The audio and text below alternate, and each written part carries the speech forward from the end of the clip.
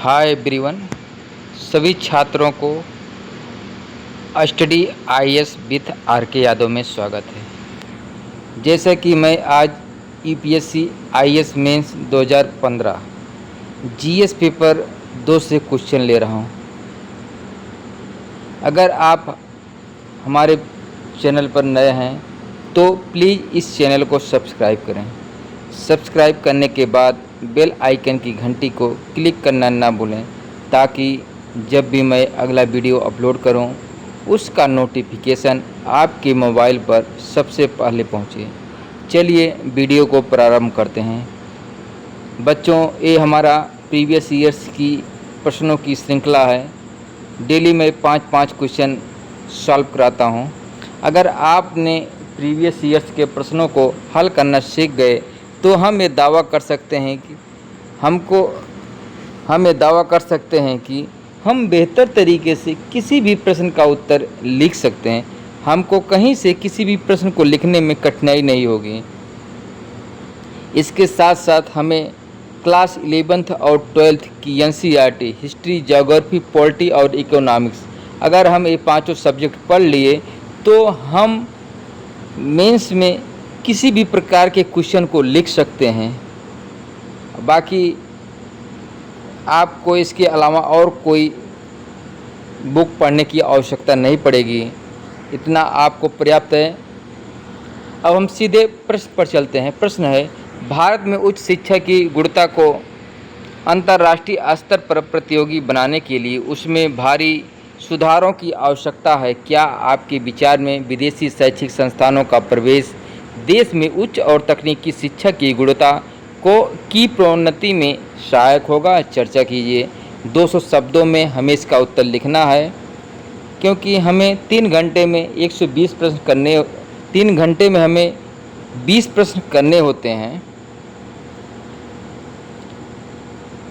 इसलिए हमको प्रश्न को सावधानीपूर्वक पढ़कर उसका हल करना है। अब हम सीधे प्रश्न पर चलते हैं। अब उसका भूम क्या लिखते हैं।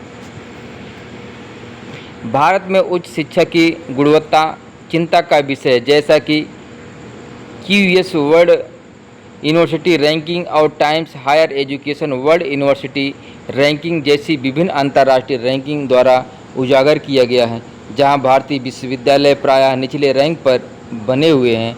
अब हम सीधे मुख्य भाग पर चलते हैं। अब इसके हम संभावित लाभ के बारे में देखते हैं। गुणवत्ता में वृद्धि के बारे में पहले देखेंगे। विदेशी विश्वविद्यालयों में प्रायः उच्च शैक्षणिक मानक और कठोर गुणवत्ता नियंत्रण होते हैं। उनके प्रवेश से एक प्रतिस्पर्धी माहौल बन सकता है, जिससे घरेलू संस्थानों को छात्रों को बनाए रखने के लिए अपनी गुणवत्ता में सुधार करने पर जोर मिलेगा। अगला पॉइंट है वैश्विक सर्वोत्तम प्रथाओं तक पहुँच। वह शिक्षण, पाठ्यक्रम डिजाइन, अनुसंधान और संस्थागत प्रशासन में वैश्विक सर्वोत्तम प्रथाओं को ला सकते हैं, जो भारतीय उच्च शिक्षा पारिस्थितिकी तंत्र को समृद्ध कर सकते हैं। अगला पॉइंट है प्रतिभा पलायन में कमी। कई भारतीय छात्र गुणवत्तापूर्ण शिक्षा के लिए विदेश जाते हैं। भारत में विदेशी संस्थानों की मौजूदगी से इनमें से कुछ छात्रों को बनाए रखने में मदद मिल सकती है, जिससे प्रतिभा पलायन कम हो सकता है। अब हम संभावित चुनौतियों के बारे में देखेंगे। उच्च शिक्षा के क्षेत्र में चुनौतियाँ। नंबर 1 है उद्योग उन्मुख शिक्षा की कमी है। अब हम संभावित चुनौतियों के बारे में देखेंगे। उच्च शिक्षा के क्षेत्र में चुनौतियाँ। पहला पॉइंट है उद्योग उन्मुख शिक्षा की कमी है। दूसरा है मांग एवं कौशल में कमी दिखाई देती है। अपर्याप्त और संरचनात्मक ढांचा है। अगला पॉइंट है राजनीतिक हस्तक्षेप भी देखने को मिलता है। अब हम यह सुनिश्चित करना है कि विदेशी शैक्षणिक संस्थानों के प्रवेश से उच्च और तकनीकी शिक्षा की गुणवत्ता में सुधार हो। पहला है सरकार को गुणवत्ता नियंत्रण सुनिश्चित करने के लिए एक मजबूत नियामक ढांचा बनाने की ज़रूरत है। दूसरा पॉइंट है विदेशी एवं घरेलू संस्थानों के बीच सहयोग को बढ़ावा देना आवश्यक है। अब निष्कर्ष पर चलते हैं।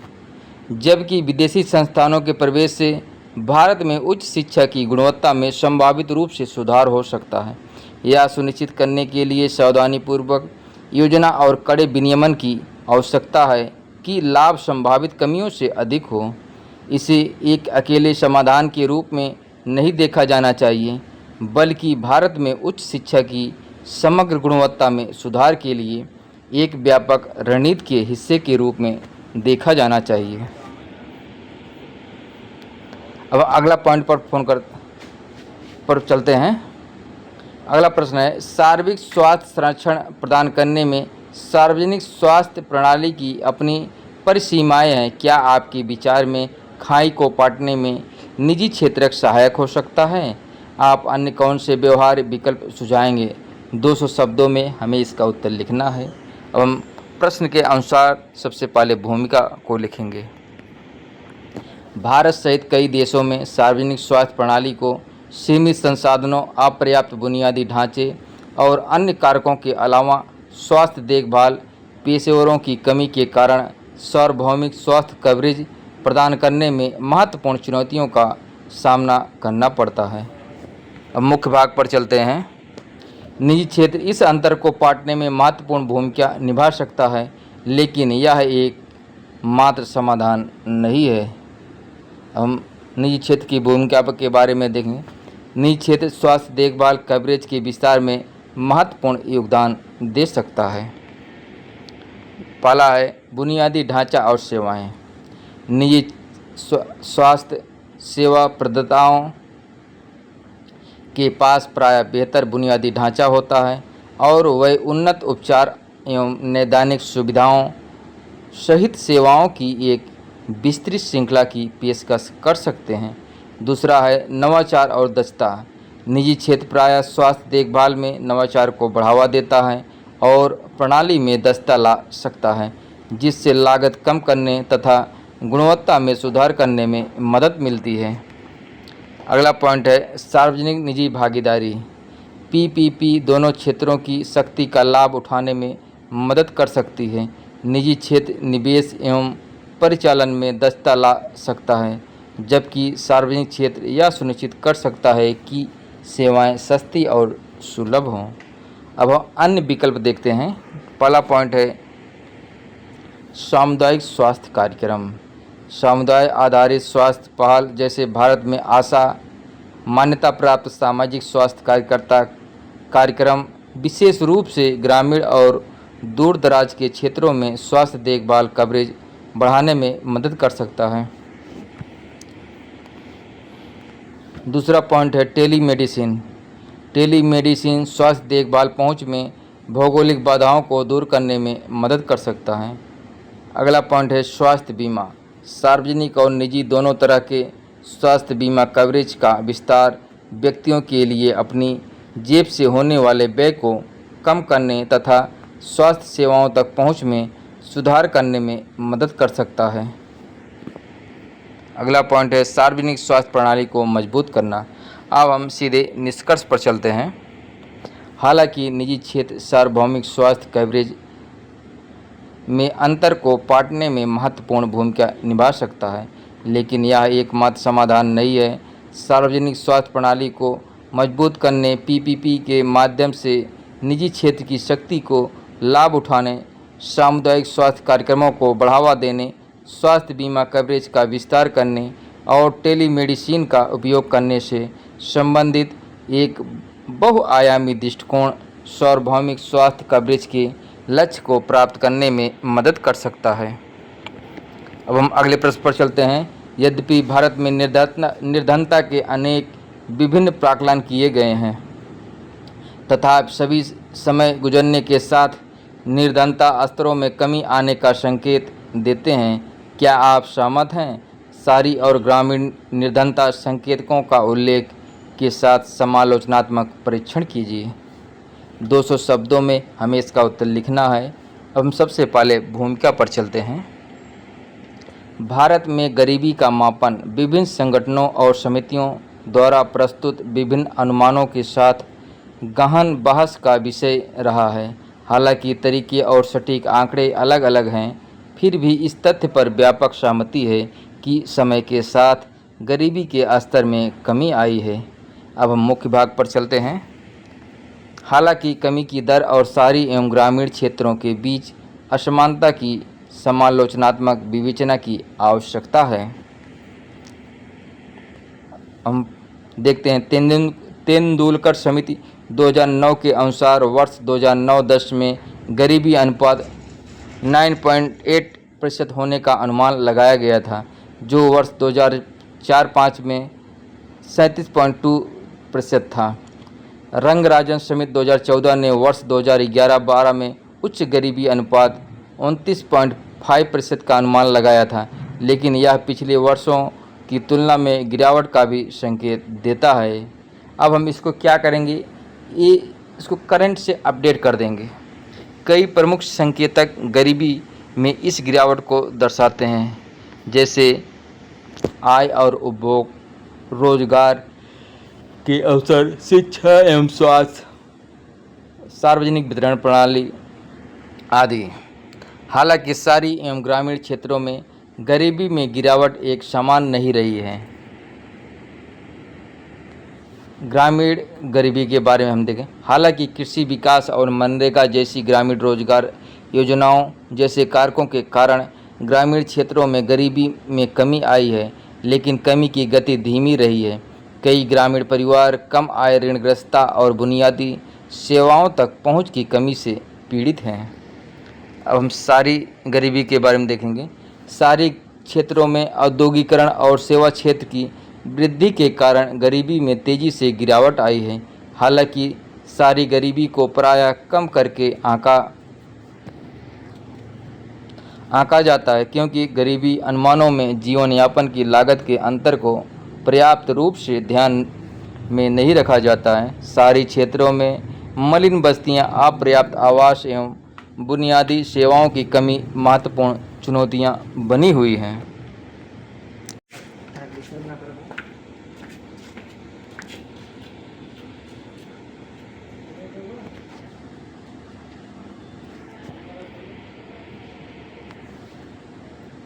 अगला पॉइंट है निष्कर्ष। हालांकि इस बात पर आम सहमति है कि समय के साथ भारत में गरीबी कम हुई है, परंतु कमी की गति और गरीबी की सीमा विवादास्पद मुद्दे बने हुए हैं।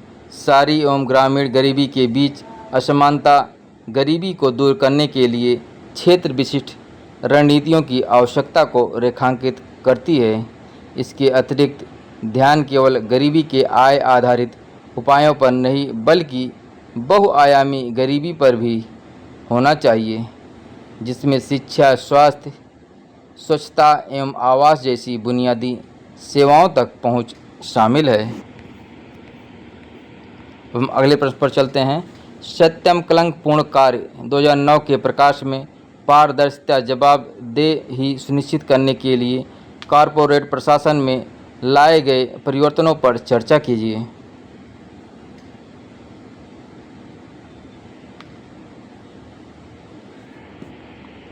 भूमिका के बारे में सत्यम घोटाला, जिसे अक्सर भारत का एनरॉन कहा जाता है, 2009 में भारत स्थित कंपनी सत्यम कंप्यूटर सर्विसेज को प्रभावित करने वाला एक कॉरपोरेट घोटाला था, जिसमें अध्यक्ष रामालिंगा राजू ने कबूल किया था कि कंपनी के खातों में हेराफेरी की गई थी। इस घोटाले ने कॉरपोरेट प्रशासन में मौजूद खामियों को उजागर किया और सरकार को कॉरपोरेट जगत में पारदर्शिता और जवाबदेही सुनिश्चित करने के लिए कई कदम उठाने के लिए बाध्य किया। हम कॉरपोरेट गवर्नेंस के बारे में देखें। बोर्ड और समिति। अगला पॉइंट है मिशन। तीसरा है पदानुक्रम और आंतरिक नियंत्रण। चौथा है लक्ष्य। पांचवा पॉइंट है कानूनी और विनियामक ढांचा।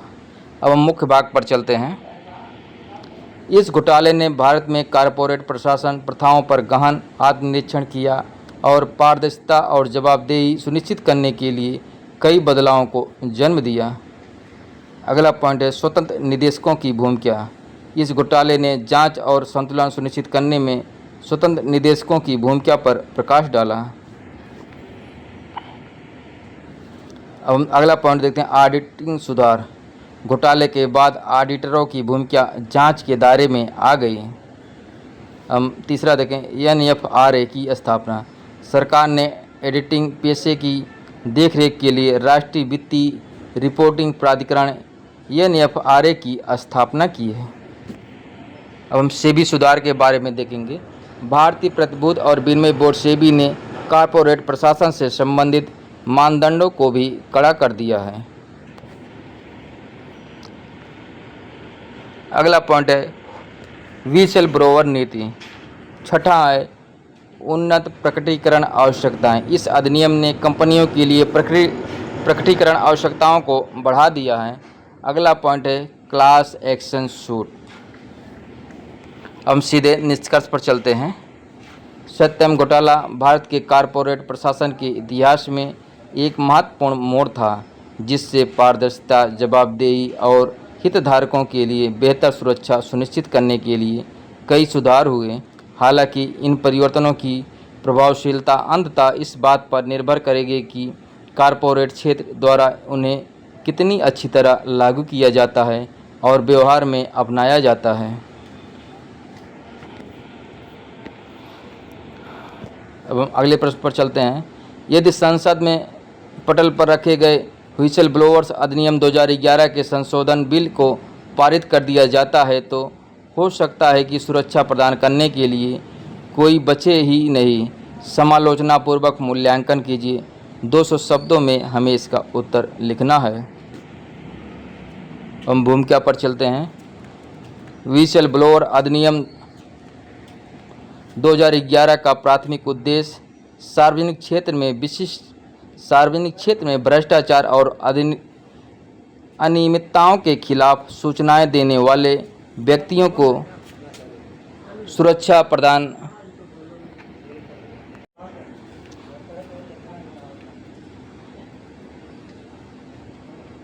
प्रदान करना था। इसका मुख्य लक्ष्य था कि ऐसे व्यक्ति जो भ्रष्टाचार, धोखाधड़ी या कानूनी उल्लंघनों की जानकारी देते हैं, उन्हें किसी प्रकार की प्रतिशोधात्मक कार्रवाइयों से सुरक्षित रखा जा सके। हालांकि हाल ही में पेश किए गए संशोधन विधेयक ने अधिनियम में कुछ महत्वपूर्ण बदलावों का प्रस्ताव किया है, जो व्हिसल ब्लोअर सुरक्षा और सूचना की पारदर्शिता पर प्रभाव डाल सकते हैं। अब हम मुख्य भाग पर चलते हैं। संशोधन विधेयक के प्रमुख प्रावधान। कुछ सूचनाओं का बहिष्कार के बारे में देखें। संशोधन विधेयक में कुछ श्रेणियों की सूचनाओं को व्हिसल ब्लोइंग के दायरे से बाहर करने का प्रस्ताव है, जैसे ऐसी जानकारी जो राष्ट्रीय सुरक्षा, आर्थिक सुरक्षा या देश के रणनीतिक हितों से समझौता कर सकती हैं। इस प्रावधान का उद्देश्य व्हिसल ब्लोअर्स की सुरक्षा और संवेदनशील जानकारी की सुरक्षा के बीच संतुलन बनाना है। अगला पॉइंट है प्रकटीकरण के लिए पूर्व अनुमोदन। यह विधेयक व्हिसल ब्लोअर्स के लिए बहिष्कृत श्रेणियों से संबंधित किसी भी जानकारी का खुलासा करने से पहले एक सक्षम प्राधिकारी से पूर्व अनुमोदन प्राप्त करने की आवश्यकता पेश करता है। इस प्रावधान का उद्देश्य उन अनधिकृत खुलासों को रोकना है जो राष्ट्रीय हितों को नुकसान पहुंचा सकते हैं। अगला पॉइंट है झूठी या तुच्छ शिकायतों के लिए सजा। संशोधन विधेयक में दुर्भावनापूर्ण आरोपों को हतोत्साहित करने और यह सुनिश्चित करने के उद्देश्य से झूठी या तुच्छ शिकायतें करने के लिए दंड लगाने का प्रस्ताव है कि व्हिसल ब्लोइंग तंत्र का दुरुपयोग न हो। अब हम सूक्ष्म मूल्यांकन के बारे में देखेंगे। व्हिसल ब्लोइंग के दायरे को कम करना।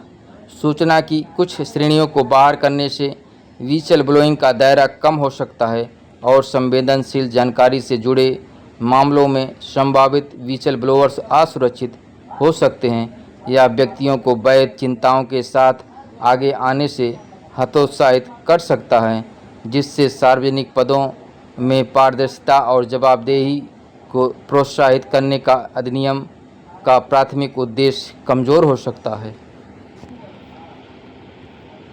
अब अगला पॉइंट दें खुलासे में बाधा। संवेदनशील जानकारी का खुलासा करने के लिए पूर्व अनुमोदन की आवश्यकता व्हिसल ब्लोअर्स के लिए प्रक्रियात्मक बाधाएं पैदा कर सकती हैं, संभावित रूप से देरी कर सकती हैं या यहाँ तक कि उन्हें गलत काम को उजागर करने से भी रोक सकती हैं। यह प्रावधान नौकरशाही बाधाओं या अपने वरिष्ठों से प्रतिशोध के डर से मुखबिरों को कार्रवाई करने से हतोत्साहित कर सकता है। अगला पॉइंट है स्तब्धकारी प्रभाव। झूठी या तुच्छ शिकायतों के लिए दंड की शुरुआत से संभावित व्हिसल ब्लोअर पर एक स्तब्धकारी प्रभाव पड़ सकता है, जो अपने दावों को निराधार समझे जाने पर दंडित होने के डर से भ्रष्टाचार या गलत काम की रिपोर्ट करने से बच सकते हैं। हम सीधे निष्कर्ष पर चलते हैं। संशोधन विधेयक के प्रावधानों में संतुलन और सावधानी की आवश्यकता है ताकि वे व्हिसल ब्लोअर्स की सुरक्षा को कमज़ोर न करें और पारदर्शिता को प्रभावित न करें।